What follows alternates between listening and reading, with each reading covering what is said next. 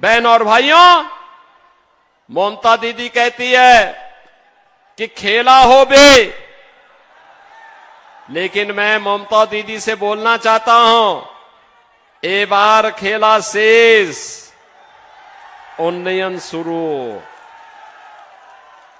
अब खेल समाप्त, टीएमसी का खेल समाप्त, अब बंगाल का विकास प्रारंभ होगा। बहन और भाइयों, यहां पर बीजेपी ने जयपुर से श्री विश्वजीत महतो को अपना प्रत्याशी बनाया है। नार बांग्ला, मैं कहूंगा ओंधकार, आप कहेंगे हाटबे। मैं कहूंगा सुरोज, आप कहेंगे उठबे। मैं कहूंगा कोमल, आप कहेंगे खिलबे। ओंधकार होठबे, ओंधकार सुरोज,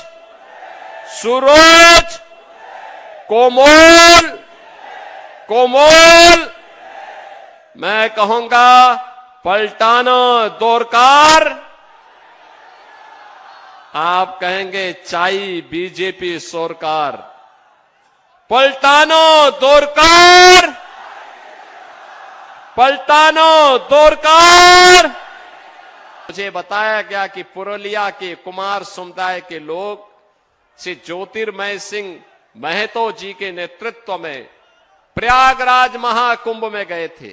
मैं उन सभी का अभिनंदन करता हूं जो प्रयागराज में गए और प्रयागराज की पुण्य को प्राप्त किए हैं। बहनों और भाइयों, ये हमारा दायित्व है, विरासत का संरक्षण करके ही हम विकास कर सकते हैं। और उसी विकास की प्रक्रिया को आगे बढ़ाने के लिए आज मैं जयपुर में आपके पास आया हूं, आपका आह्वान करने के लिए। ये बंगाल की धरा प्रेरणा की धरा है। बंगाल की धरा भारत को दिशा देने वाली धरा थी। बंगाल में प्रतिभा थी, लेकिन प्रतिभा पलायन कर रही है। बंगाल में पुरुषार्थ था, लेकिन उस पुरुषार्थ को कुंद कर दिया गया। बंगाल में वह सब कुछ था जो बंगाल को भारत के अंदर लीडरशिप देने का मादा रखता था, लेकिन बंगाल को एक साजिश के तहत पहले कांग्रेस ने, फिर कम्युनिस्टों ने, अब टीएमसी ने अव्यवस्था, अराजकता और गुंडागिर्दी का अड्डा बना दिया है। बहन और भाइयों, मैं आपका आह्वान करने के लिए आया हूं। याद करना, कभी बंगाल की धरती से निकला वंदे मातरम भारत की आजादी का अमर मंत्र बन गया था।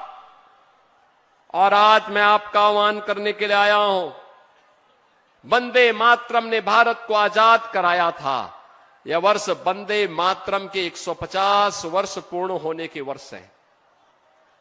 और इस अवसर पर मैं कहूंगा कि हमें वंदे मातरम के 150 वर्ष पूर्ण होने के उपलक्ष्य में टीएमसी मुक्त बंगाल चाहिए। एबीपी आनंद, एगिए थाके, एगिए राखे।